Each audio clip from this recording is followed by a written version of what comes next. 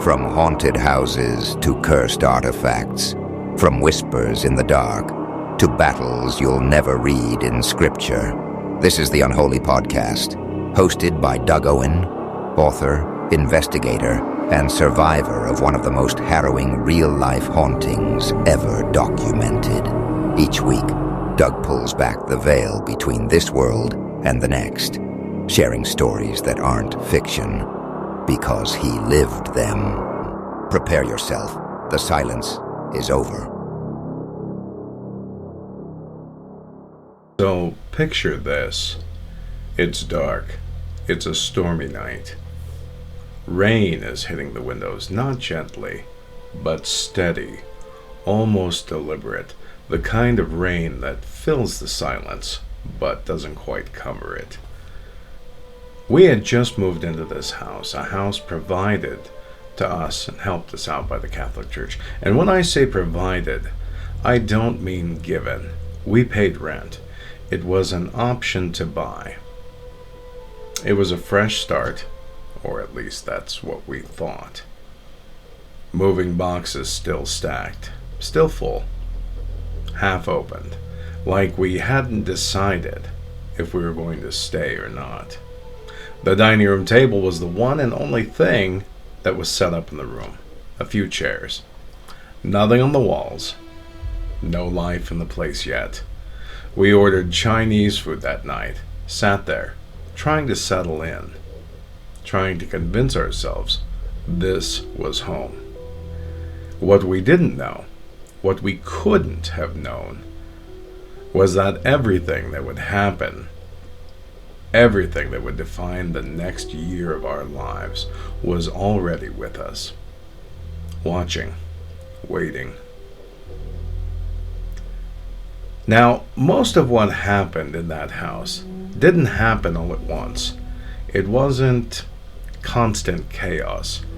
It wasn't Hollywood. It wasn't doors slamming every 5 seconds or things flying across the room nonstop. Because it was real.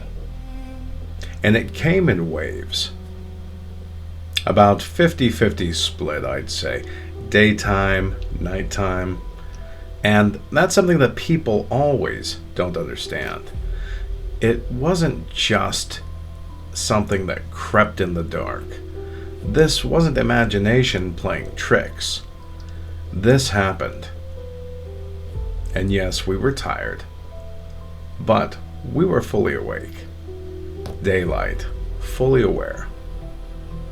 And it happened at night, when we were at our most vulnerable, or trying to be, asleep. Whatever this was, tried different things. That experience in that house is what set me on the path seeking the truth. It's what led to the unholy silence. Because when you go through something like that, you don't just walk away. You don't just say, yeah, that was weird. Man, move on with your life. No. You start asking questions, hard questions, and questions that don't always have answers. That's where paranormal investigation comes in. But let me say something right now. Paranormal investigation is not what people think it is. It's not jump scares. It's not ghosts rising from the floor and grabbing your ankles every time you step into a room. It's not constant chaos. Now, sometimes yes, sometimes you walk into a location and it's active. Sometimes it's infested with something that doesn't belong here, something that is aware, something not friendly, something that is in many cases malevolent. And we don't fully understand what those things are, not completely. We have theories, we have beliefs, we have religious interpretations, scientific attempts, psychological explanations, but none of them fully explain everything. And that my friends, that is why we investigate. Because here's the truth. Most investigations, you get nothing. Nothing happens.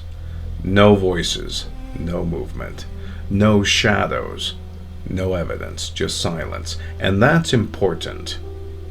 Because if you're doing this right, you're not chasing or hunting ghosts. You're chasing the truth. And sometimes the truth is, there's nothing there. We do not fabricate. We do not doctor evidence. We do not sensationalize, because the moment you do that, you lose credibility. And you become Hollywood. And credibility is everything. I'll give you an example. Recently, I shared a video on the Unholy podcast, my garage door opening, closing on its own. No one else home. The latch clicking. The knob jiggling each time. And then it stopped and opened again. Just a crack. Like something was peeking, like a game a child would play of hide and seek. And I'm sitting there, watching it, trying to process it, trying to find a logical explanation. Now, I'm trying to find the wind, or air pressure, or the furnace, or the fan. But that's what we do. We don't jump straight to, oh, it's paranormal. We look for everything else first.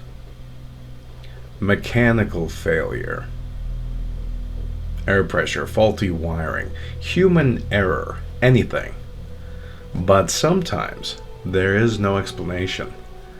And I want to be very clear about something. I have never found a rational explanation for the events I experienced. This wouldn't be a paranormal memoir that I had written. This would be a, hey, look how I got fooled. But that's not what this is. It's not a comedy.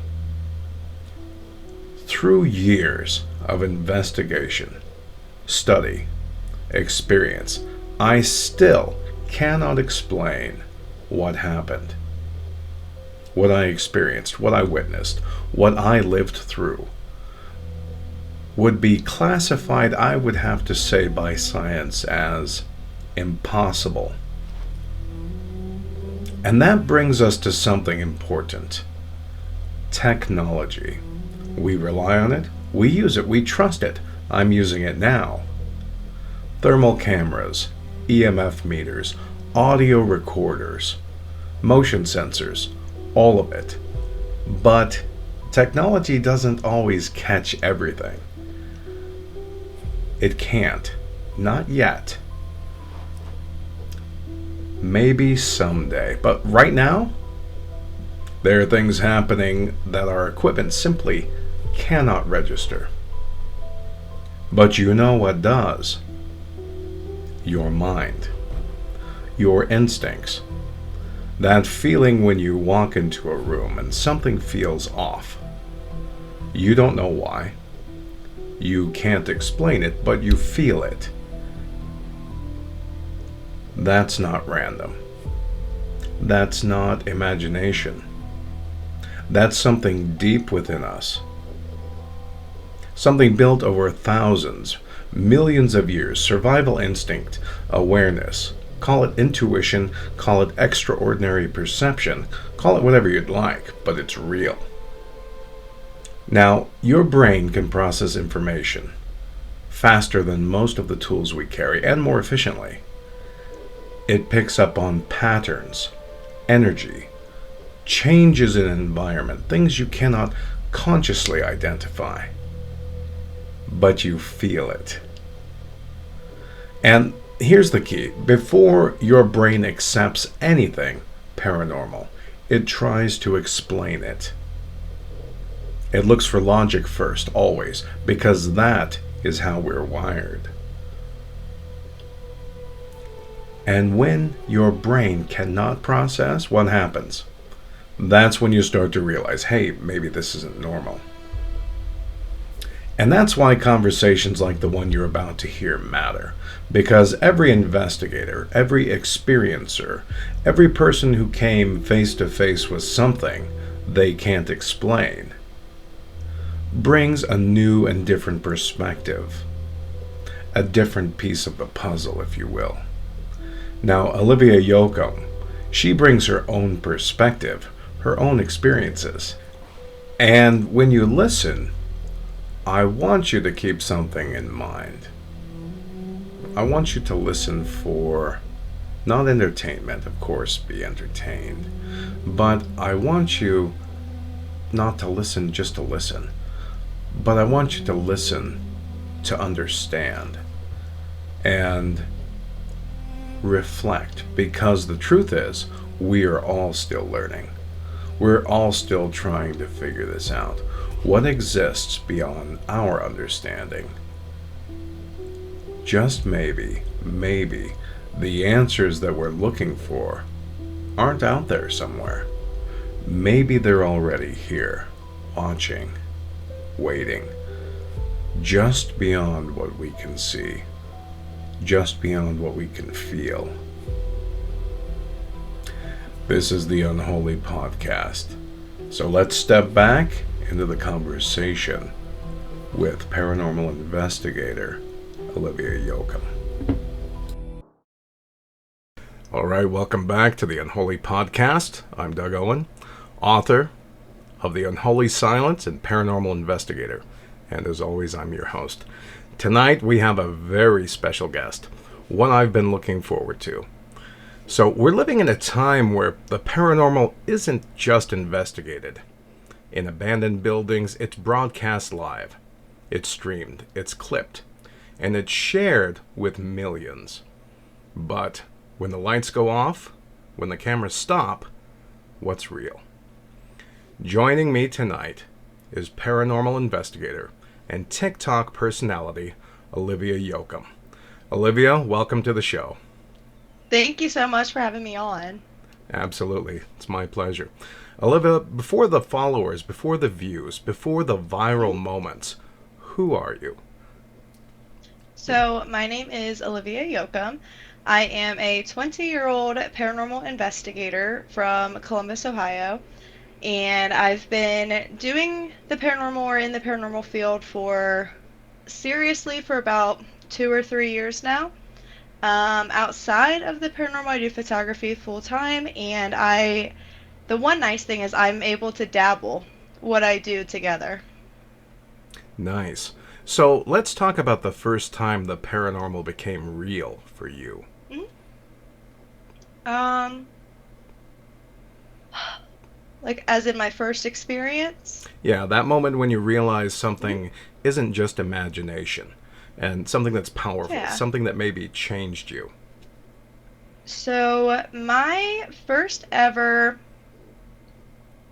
it kind of goes hand in hand as with like my first two investigations actually. So my first ever paranormal experiences, I went to the Fairfield County Infirmary. They were hosting flashlight tours, and I went with my uncle, and we had a couple things happen, but the tour guide that was there that night, his name is Brevin Herring. He ended up becoming one of my best friends, and we would do a podcast together. But we really hit it off, and he invited me. He's like, hey, Fairfield is a great place, it's active some nights, it's not so active the other nights, but he's like, I have some buddies that are going to the Madison Seminary in Madison, Ohio in 2 weeks, we're renting a van, you want to come with me? Quite literally was like, hey, I have a van and some strangers, do you want to come ghost hunt at the Madison Seminary? I said, sure, why not? The Madison Seminary was where I had my first experiences, and growing up, I watched a lot of paranormal TV shows, and that's kind of when the paranormal started to get plastered on YouTube and things like that. And so it's one thing to, be so fascinated and watch it and be curious, and then it's another thing to experience it for yourself. And the Madison Seminary, I tell people, is truly a location of its own. It's consistently active. The activity just changes from time to time. But my first ever experiences and full night of investigating, I saw um, at least two full body apparitions and figures. I heard footsteps when nobody was there, device activity, and then there's a room up on the fourth floor in the like asylum area, and it's called like the emotion of the mind warp room. And at the time, I didn't know that because I try to go into locations as blind as I possibly can, and I didn't know what that room was or what it was known for, and I ended up losing track of time for like an hour or two, and I was in a really negative room. I was snapping at the people that I just met, that I just became friends with. I was affected in many ways. I had many experiences all in one night, and when I left there, it was kind of like a whoa. It's one thing to watch this, and then it's a whole nother ballpark to experience it, but it's almost like an adrenaline kick too. It's like once you get that bit of activity and you can't debunk it and you deem it as activity, it's like, oh my god, I want more. I want to keep on doing this. What more can I get? But that night really hit it off for me, and that's when it was like, this is real. I love this. I'm scared to death, but I love this. Nice. So, when did you know this wasn't just curiosity, that this was a calling for you? When was that? So that first investigation that I did with Brabin and my friends at Madison was, I believe, summer of 23. And after that, one of the friends that day too, Caleb McDowell, him and I and Brabin would go on a couple investigations here and there, as well as some buddies from a paranormal group called Your Paranormal. And we went to Auglai's Village in Defiance, Ohio, and the Monroe House in Indiana, and a couple other places, but it was very like few and far between in between these. It was like maybe like one investigation every other month. Um, and like I said, once you get that little bit, that little taste of, investigating, it's like, oh my god, I want more. And I really wanted to keep on doing it. And at the time, I was actually I just graduated high school. I had no clue exactly what I wanted to do with my life. The college that I was supposed to go to didn't work out, so I was on a gap semester. I was in a not great relationship where wanting to do the paranormal stuff was very frowned upon by that person, and I felt held back in a lot of ways, and I felt like, other than the friends that I just met that I do this with, I don't have anyone supporting me. And I was trying to figure out my life and figure out my passions, which photography was the one that I'm like, absolutely. But I'm like, I really love ghost hunting and I love content creation, and I can do both of those and mix them. And I got out of that relationship, and there was a convention hosted by Adam Kimmel. He hosts conventions at his properties and the property that he helps at.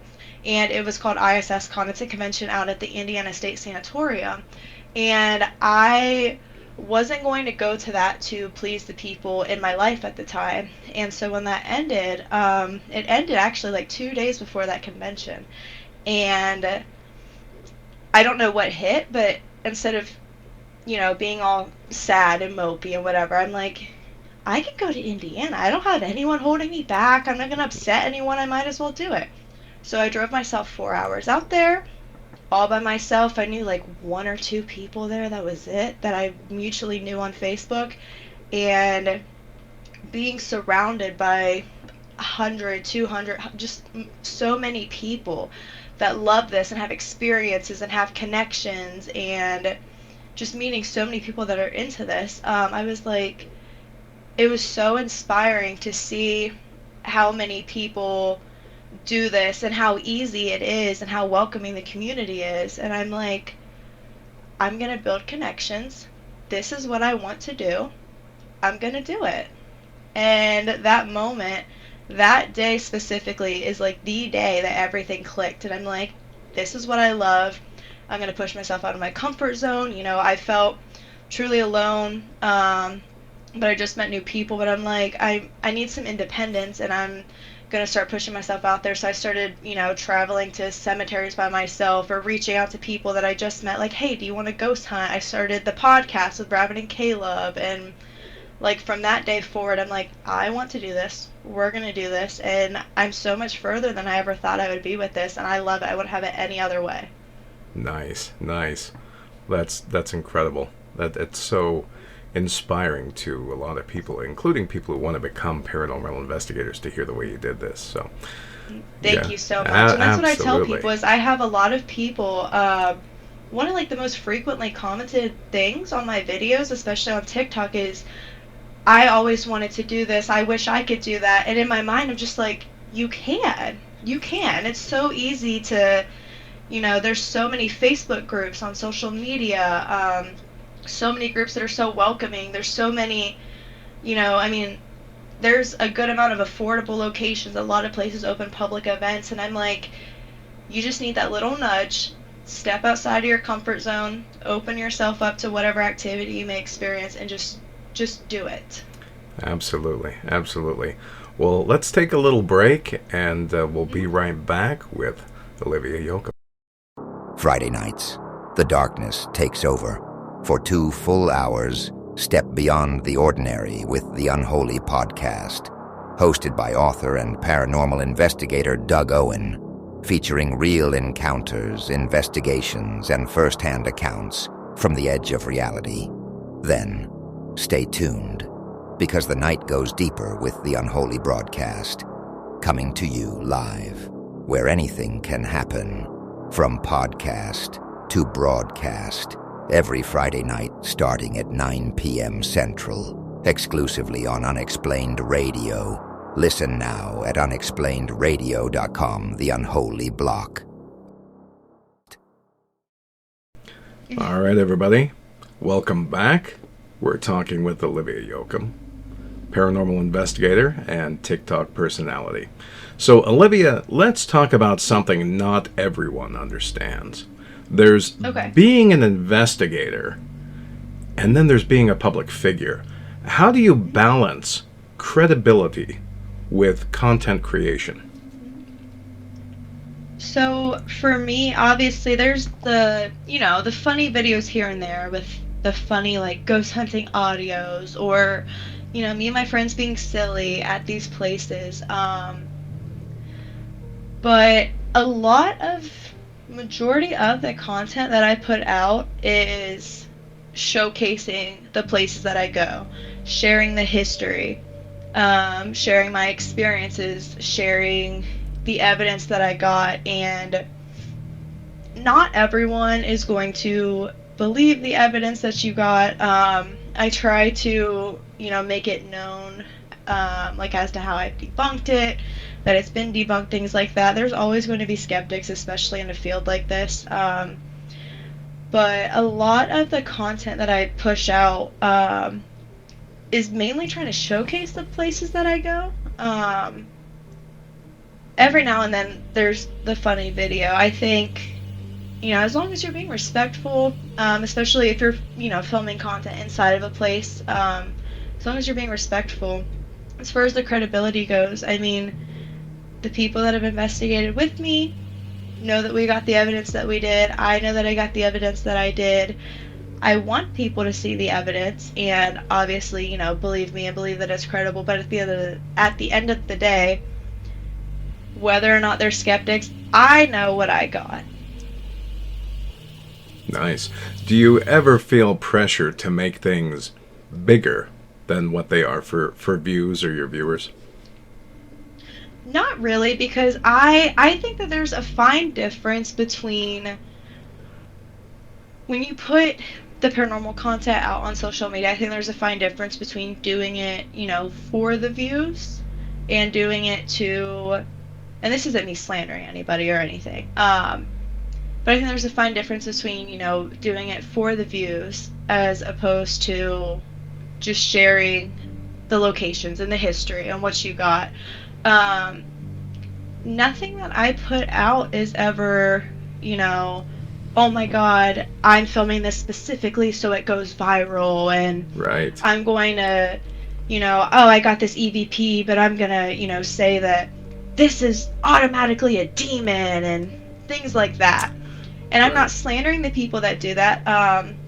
That's not my intention. I'm very grateful for the growth that I have. I love gaining the growth because it allows for more opportunities like this and more connections and things like that. But my biggest thing is I love growing so that I can share the evidence that I got with people, so that I can share, especially because a lot of the places that I go are, I drive around to different cities and I hope for the best and I see what historical places I can find. And more times than not, they have a haunted story to them and things like that. So they're not well known locations, majority of them. Obviously, I do go to bigger locations. But I just love sharing that stuff with people, and I think that there's a fine difference between for the views and just to share. And I mean, every now and then, I'll put like the very creepy, like tiptoe through the tulips audio on it to amp up the effect of it Sure, and like sure.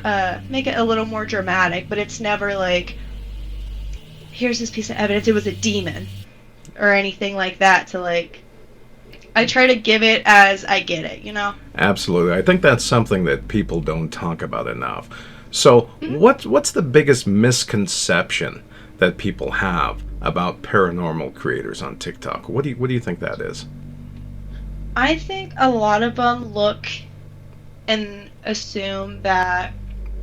I mean, this kind of ties into my answer for the last thing. I feel like a lot of people assume that if it's a piece of evidence, as far as like, showcasing the buildings and the evidence or like the history goes, I feel like that's one thing. Primarily evidence, I feel like, people look at it and think that, oh my god, it's just for the views. Or they're making this so much more dramatic and things like that, and that's not always the case. Unfortunately, there are, and I mean, I'm not bashing anybody that does it, Sure. but there are people that automatically, associate demon, or that will have their friends like slam the door and things like that, which Yeah. I think it's okay if you say that it's for entertainment purposes and that Sure. you're not labeling Absolutely. it as real evidence, because, well, that may help them grow and get their viral video. I feel like it hurts those that, spend 10 hours investigating all night at a location, and they get this like one solid piece of evidence that they got all night, and they share it, and then everybody's like, that's probably fake, like everybody else on social media and things like that. Right. Exactly. Exactly. I agree. So, now let's go deeper. What is the most terrifying thing you've personally experienced Oof. during an investigation? Oh goodness. Am I allowed to give more than one? Absolutely. Yeah, absolutely. Go ahead. All Yeah. right. The shadow figures are terrifying. I'll start with that. Shadow Okay. figures and apparitions are absolutely terrifying because you sit there for a minute and you're like, is it my mind playing tricks on me? Did I see what I see?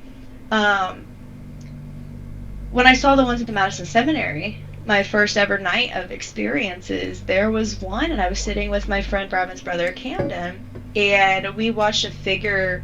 We heard footsteps come up to the door of that mind warp room that we're sitting in, and the door is open to the hall, and nobody's there. And then a couple seconds later, we see what looks like a head peek around, and then long fingertips curl around the door, and then walk away. And I'm sitting there like, did I see that? And I look over, and Camden's like, and like his jaw is on the floor, and I'm like, did you see? He's like, oh yeah. And I'm like, okay. So we both saw it. That has to, add to it. But I think the most terrifying one that I've ever seen is at Post Town Elementary in Middleton, Ohio. I was there. My friends Dylan and Steve from Haunted Nights do events where people can come investigate with them or investigate the buildings that they host at. And I was there for one of their events, and I watched there's like two doll rooms, and I think it's like a t-shirt room or something, but they all have doorways, like large openings connecting them, and I watched a shadow figure walk from one end to the other, but the lights in there were off, but you could see lights coming in through the hallway underneath the doors. And this shadow figure is about like 6 feet tall, had a shadow of its own on the ground, which made me think that it was a real person. Sure. And there was nobody there. Um, so, I'm like, oh my god, I don't know what I saw. Am I crazy? Am I not crazy? But it had a shadow of its own. So I'm like, But, like I said, I went into Post Town blind. I didn't know any of the history until I was there that day. And so the guide texted me after because I ended up getting her phone number. She's like, hey, how was the event? And I said, oh, well, I saw this like 6-foot figure with a shadow of its own on the ground. And she's like, oh yeah, people see that all the time. And I'm like, excuse me? Okay, well, and that's just two of many. Figures and apparitions are terrifying. But I also had, well, what's equally as terrifying is having something touch you. And it's one thing to have something grazed my back, something poked me. I have been scratched with visible welts and puffed up redness and scratches at the Madison Seminary that I actually have photos of that I'd be more than happy to share. But I've been scratched, and then at the Monroe House in Hartford City, Indiana, I was sitting out alone in the hallway doing Estes while Brevin and Caleb were in the room across from me, and I felt something walk up to me, and then I had something grab from my knee all the way up into my inner thigh, grab my leg, slide the hand up, and then immediately grab by my shoulder and slide all the way down my arm. And when I do Estes, more times than not, I'm blindfolded, and I have the headphones on, so all my senses are really deprived. And so I ripped off my headphones and my blindfold, expecting to see Brevin and Caleb there messing with me. And I'm like, I have never had something touch me the way that I was touched there. And I don't know how to explain it, but it was enough to freak me out because I'm like, it's one thing to be poked, even scratched, but just the feeling of something is all over me, touching me, and there's nobody there. The closest people to me are 15 feet away, and I was laughing and crying hysterically. It's on video. It's hilarious to look back at now, but I'm also it's kind of traumatizing. Sure, so this is where you thought, wow, this is different. This is not a residual it's haunting. It's intelligent. It's interacting with me. It's grabbing me. Yeah, it's one thing to have the devices go off, the equipment go off, to even see something, but it's I want to say it's kind of invasive, and it's more terrifying when it's physically touching you, or if it's scratching you, technically it's harming you. It's cool. I say invasive, but then I'm over here it's invasive, but it's cool, and I don't know how to explain, sure. But I mean, I'm sure you can get it. Absolutely. 'Cause it's I don't know how to explain this, and I physically felt this, this happened, there's no one by me, there's no other way to explain it other than a spirit of some sort. But when you get something like that happen for the first time, it's terrifying, and I did not want to go back under. I needed to take a good 30 minutes before we even did any kind of investigation again that night. Sure. Have you ever felt, when you left a location, did you ever feel like something maybe attached itself to you or followed you?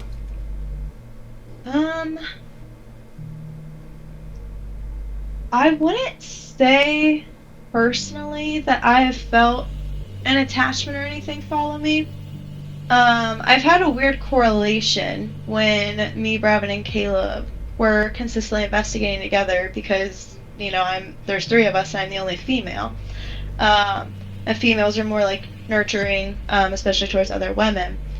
And I always tend to do the Estes method, and I have had multiple locations back to back to back to back with them where whoever or whatever I'm communicating with through Estes is brought up she knows us, we want her, will say my name, kind of things that are her.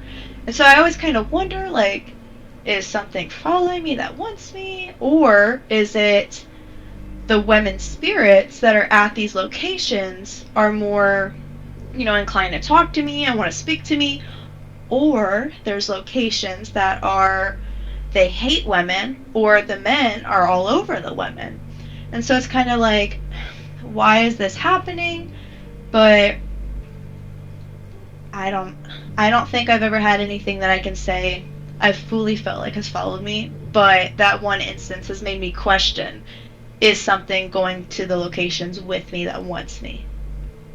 Got it. So we're going to take another quick break here, and when we return, we'll be back with Olivia Yocum. Stay tuned. Across the Atlantic, where history runs deep, the shadows speak louder. Welcome to Paranormal UK Radio, the largest paranormal radio network in Europe, and a global destination for the unexplained. From ancient hauntings and restless spirits, to UFO encounters, cryptids, and unsolved mysteries.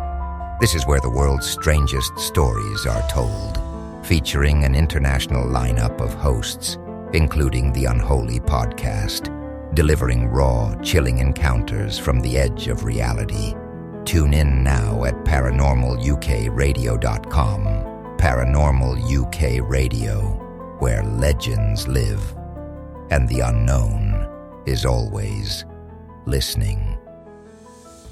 The experiences discussed on the Unholy podcast are not fiction. They are drawn from lived events. Doug's first-hand account of a sustained haunting as documented in the book, The Unholy Silence. The book details the investigation, the psychological toll, and the impact on his family, offering a deeper look at what happens when paranormal events move beyond theory and into daily life. The Unholy Silence is available worldwide through Amazon in paperback, hardback, and ebook formats. For those who want the full account, the story begins there.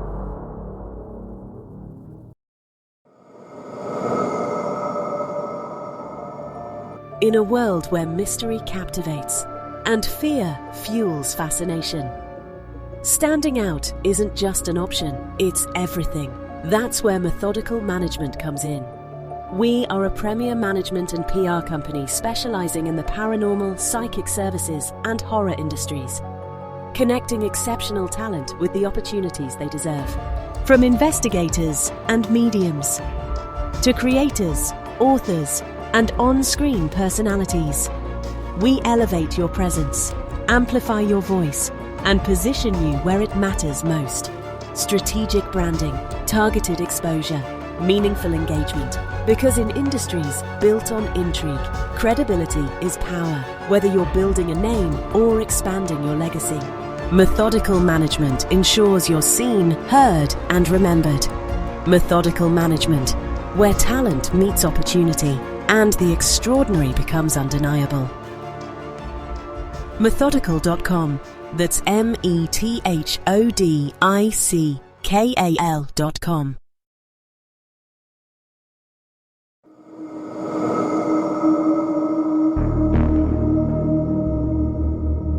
Is your business truly protected, or is it haunted by what you don't know? I'm Dawn Adams. With over 30 years of experience, I've seen it all. When I review a policy, I find that 75% of businesses have scary coverage gaps. Don't let those unexplained coverage gaps send your business to the graveyard. Cutting corners now could cost you everything later. Serving Idaho, Oregon, and Washington, call me direct at 208-955-6370. That's 208-955-6370. Or find me on Facebook at Dawn M. Adams, Farmers Insurance Agent.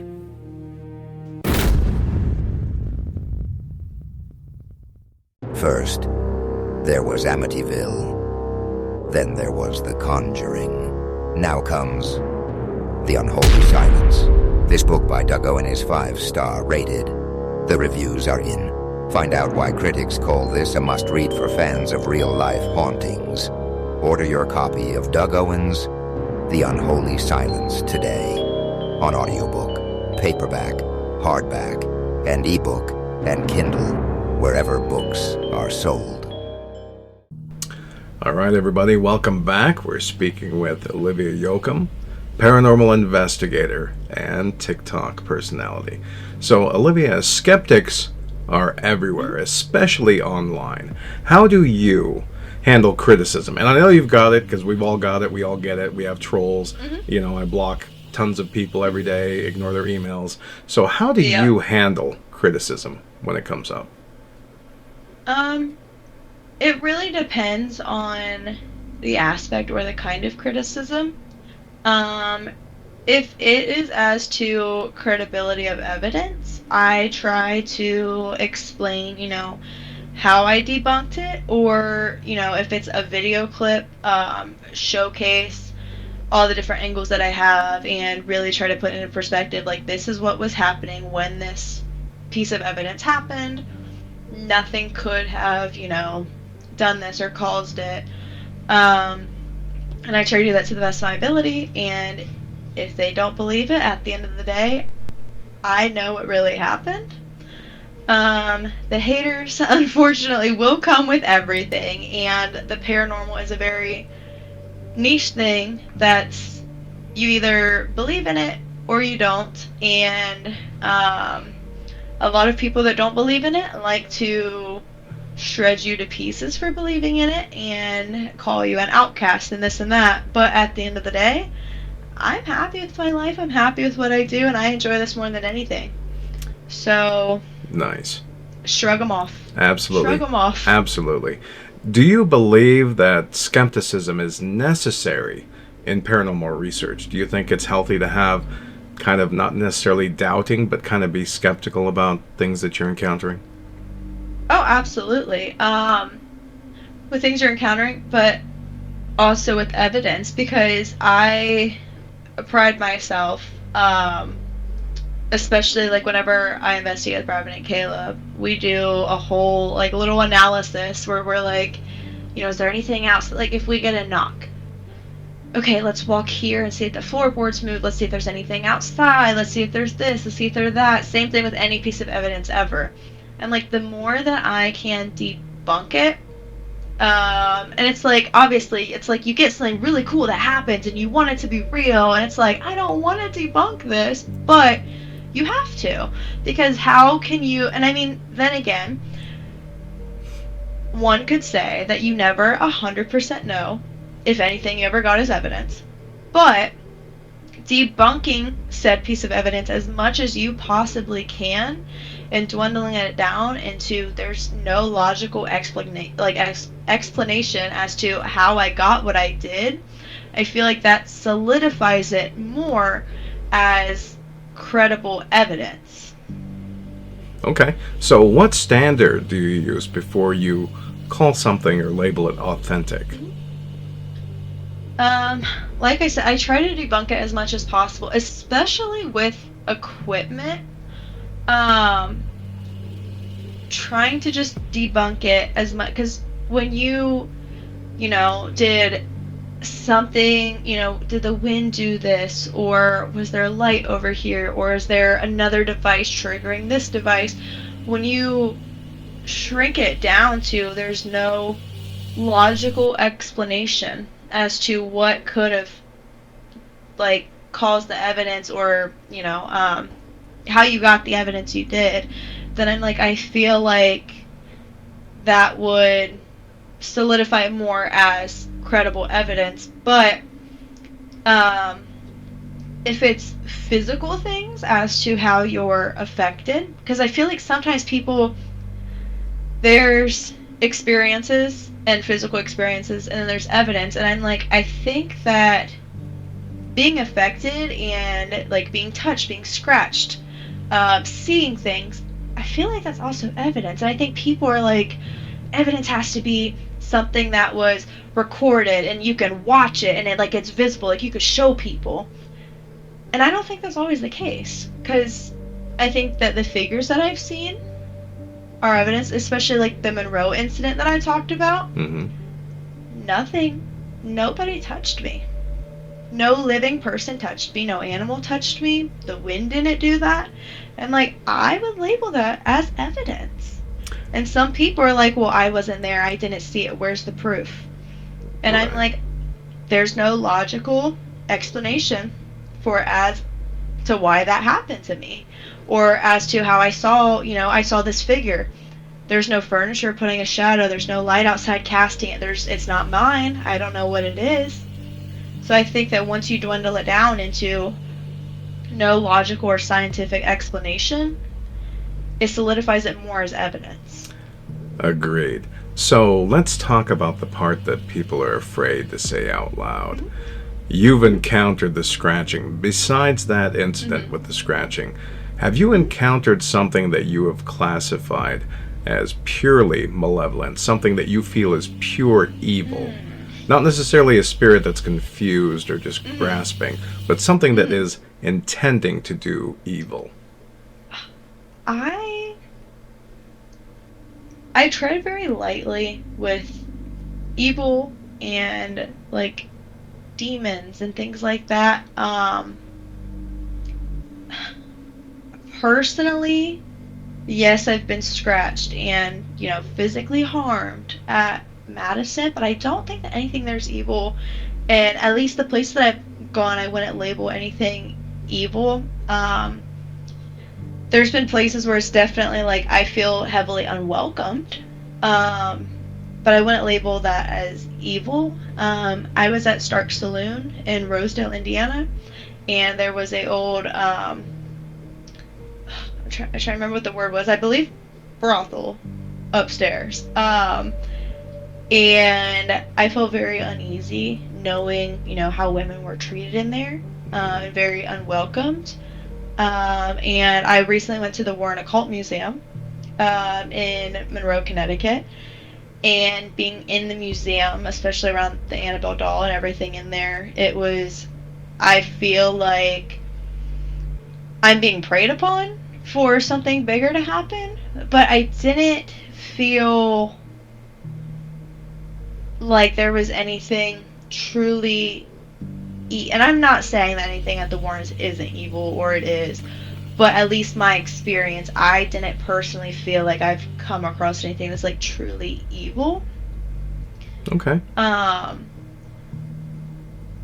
do have a little theory though, and I'm not saying that demons are or aren't real, but I think that demons are often misinterpreted as like a not good spirit, because I think that if you were a negative person in your life and like your time on earth, like if you were say a criminal or a murderer or a mean old man or things like that, I think that how you were in your time, living on earth could be carried on to how you are in your time afterlife, or like the residual energy. And I feel like sometimes people misinterpret that as this negative spirit is, a negative spirit, so it has to be a demon. I see. So, do you believe that some doors should never be opened? Yes. I think that, and again, I'm not slandering anybody that does. Personally, I would never, if there's a demonic entity, it's like this known demon that has like physically harmed or things like that, I'm like, I don't know. I mean, who knows, in the future maybe I'll go somewhere like that and I will try to investigate. Personally, I don't think that I would ever open that door, and I've seen people trying to communicate with like the devil himself, and I applaud them for being brave and trying this and whatever, but my one question is, how do you know that that's actually who you're talking to? And I don't think that I, at least not right now, would ever intentionally try to open up something that is so negative to where like I can't control it. Okay, fair enough. So let's do a rapid fire round, all right? Quick answers, Okay. if you would. All right. Demonic or residual? Residual. Ouija boards, are they tools or traps?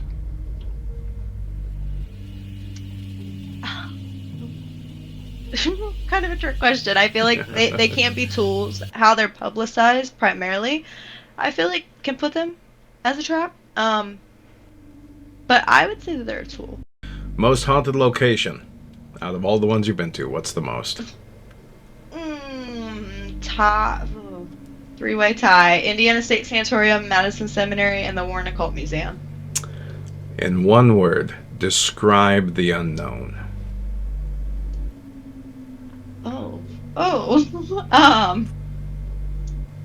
Intriguing. So, Olivia, people are watching who are inspired by you. What advice would you give to young investigators just starting out? If you want to be a paranormal investigator, if you want to go on an investigation, if you want to, publicly share your love for this, do it. Don't be worried about who's going to judge you, because if I'm going to be honest here, people are going to judge you. It's inevitable. People are going to be skeptics of you. People are going to criticize you. But I think that it's a really cool experience to have that and still be able to grow despite that, because it's kind of like a ha, you don't believe in me, you don't like what I do, but guess what? I'm doing it anyways. And especially the group of people that, I surrounded myself with when I first got into this. I don't have any friends in the paranormal that are my age. My closest friend is probably 3 or 4 years older than me. Like I said, I'm 20, about to be 21. And there's not a whole, there is a good amount of younger people in this, but I've always kind of been like the baby of the friend groups, or the people that I'm around, or like at the conventions. And at first it was a bit intimidating, but I'm like, don't be afraid to put yourself out there and build the connections with people. If you want to go on an investigation, do it. I started doing this at 17 and 18 years old. And here I am at only 20, and I am so glad that I got into this at the age that I did, because I'm like, I found the thing that makes me the happiest in life, the thing that I'm most intrigued by, the thing that, I do the most and I love the most. I'm so passionate about. Like, I get to do that all the time at 20, because I started doing this when I was 17 and 18, and I've kind of built this life for myself at such a young age. And like, I love doing this, and it gives me so much more time in my lifespan to just be able to do this. And so I'm just like, if you want to do this, just do it. Push yourself out. It's intimidating. You have to step out of your comfort zone. You have to be okay with knowing that people are going to judge you and criticize you. But at the end of the day, it helps you grow and it helps build you as a person. And you're going to be so much more happier doing what you love, as opposed to sitting there wishing, I wish I could do this. I wish I would have done this. Just do it. Nice, nice. And Olivia, where can people find you? So I am on TikTok, Instagram, YouTube, Facebook as Olivia Spooky Lens. I am on there, and then I also do a podcast and sometimes investigation videos with Bravin and Caleb, who I've mentioned in this episode. And our thing there is called Shadow Sessions Paranormal, which is on YouTube and Spotify. Very nice. Olivia, thank you for coming on tonight and having a real conversation Thank you. about this world. Because, of course, I appreciate it. Yeah, absolutely. It's my pleasure. So, the paranormal isn't entertainment. It's not a filter. It's not a trend. For some of us, it's lived experience. And everyone listening, until next time, stay safe, be aware, and beware, because sometimes the silence is the most terrifying thing. You've just heard another chilling chapter of the Unholy podcast, hosted by Doug Owen, author, investigator, and witness to the things most feared to name. For more real stories, cursed objects, and exclusive content, step deeper into the dark at authordougowen.com. Subscribe, share, and remember, some silences aren't empty, they're waiting.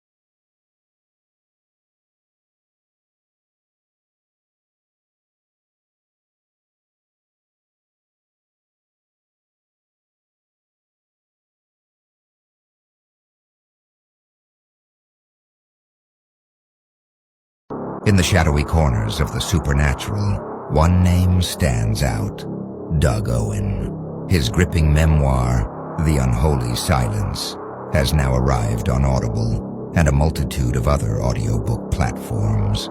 Dive into a true story that intertwines family, financial betrayal, and a haunted house with a dark, escalating presence. Doug Owen also brings you the Unholy podcast, where he delves into the paranormal, exploring the eerie and the unexplained. Whether you're a seasoned fan of the supernatural or new to the genre, The Unholy Silence promises to keep you on the edge of your seat. Available now wherever audiobooks are sold. Get ready to experience the chilling and the mysterious, because the silence is unholy and the story is unforgettable. Visit authorDougOwen.com today to purchase and learn more. That's authorDougOwen.com. Doug Owen's The Unholy Silence offers a gripping exploration of his year-long experience in a haunted house. This personal account details terrifying encounters with dark entities, including a chilling mimicry of his daughter by a malevolent force. Owen's narrative goes beyond mere ghost stories, delving into the psychological toll of living with the paranormal. Readers are invited to confront the unexplainable and question the boundaries of reality. With a background in paranormal research and a commitment to uncovering hidden truths, Owen's work resonates with those intrigued by the supernatural. His dedication to sharing these unsettling experiences not only informs, but inspires a deeper reflection on the mysteries surrounding us.